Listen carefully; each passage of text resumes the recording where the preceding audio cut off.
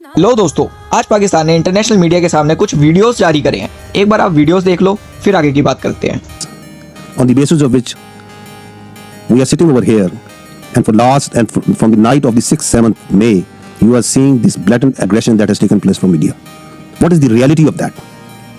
Please run the first clip. से ज्यादा यहाँ पर आर्मी है। अगर यहाँ पर पोस्ट कोई शेयर करेगा ना, उसको रात में ही उठा लेते, रात में ही उठा लेंगे। अगर कोई पोस्ट गलत करेगा कोई शेयर, अगर यहाँ पर इतना फौज है, वो क्या करे, वो जख मारे। वहाँ पर 200 बंदे थे, तब वहाँ पर क्यों नहीं आर्मी थी, क्यों नहीं थी, वो कहाँ गई? पहलगाम की जिम्मेदारी किसकी है? जिम्मेदारी तो सरकार ने लेनी चाहिए। पहलगाम की जिम्मेदारी 27 लोगों की। पहलगाम की जिम्मेदारी किसकी है? जिम्मेदारी तो सरकार ने लेनी चाहिए। पहलगाम की जिम्मेदारी 27 लोगों की जान गई, वहाँ पे सिक्योरिटी क्यों नहीं थी, क्यों निकाली गई?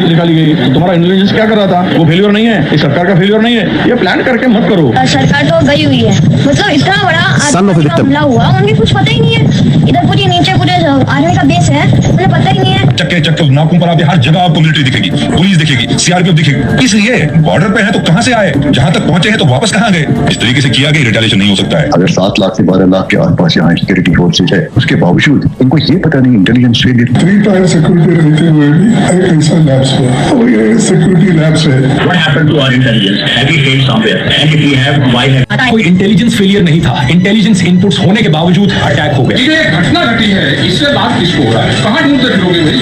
जो तो आपके बीच में यही हो रहा हो, क्या कोई कश्मीर के लोग अपने यहाँ पे घटना करके आवाज होंगे?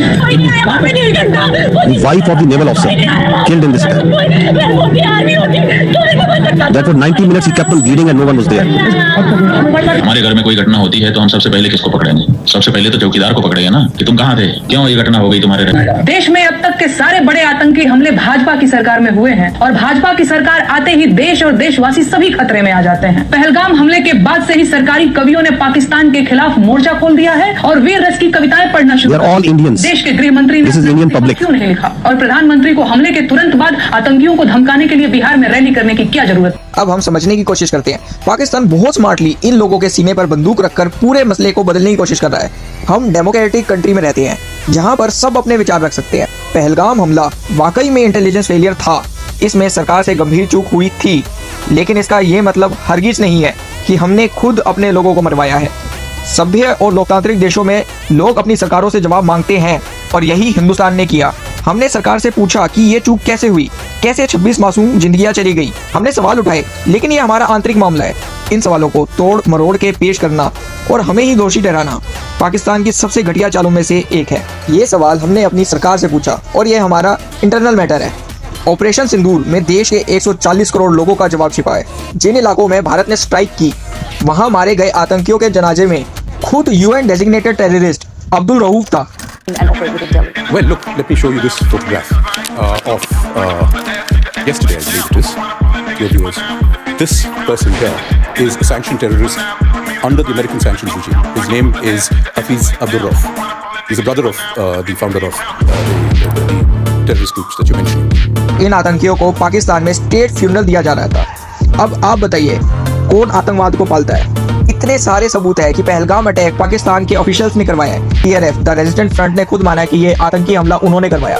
बाद में वो लोग मुकर गए। आतंकवादी हाशिम मूसा और अली दोनों पाकिस्तानी नागरिक हैं। हाशिम मूसा पहले पाकिस्तान की स्पेशल फोर्स का पैरा कमांडो रह चुका है। 2023 में उसने लश्कर तैयबा ज्वाइन किया था। आईबी और रो ने इनके डिजिटल फुटप्रिंट्स को ट्रैक करके P5 देशों को दिखाया।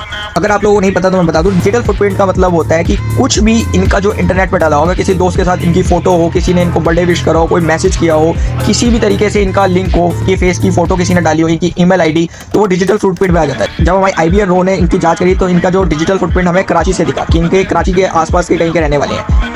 ये प्रूफ हम लोगों ने P5 कंट्रीज मतलब USA, Russia, China, France, UK को दिखाए, और उन्होंने एक्सेप्ट किया इसको एज अ प्रूफ। कहना चाहता हूँ, ये हिंदुस्तान है, यहाँ पे लोग सरकार से सवाल पूछते हैं। यहाँ सरकार से सवाल पूछना गुनाह नहीं है।